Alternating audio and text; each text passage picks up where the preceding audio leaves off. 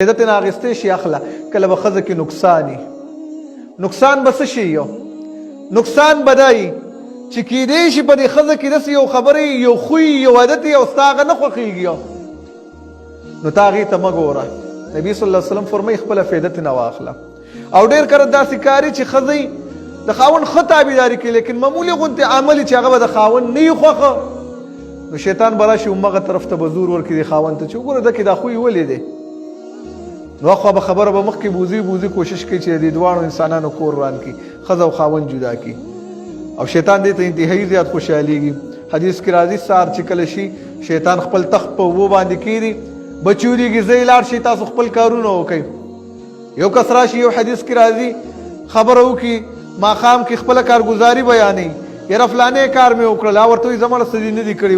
بل راشي یاره فلانې انسان مې فلانې ګناه پې وکړله ولې وایي مړه ستا هم څه نه دي کړي بل راشي ویل یاره ما د الله او د بنده په مابین کې جداوالی راوستلو نو ویل هغه غاړې ته غاړې باسي چې یاره ته اصلي کار کړی دی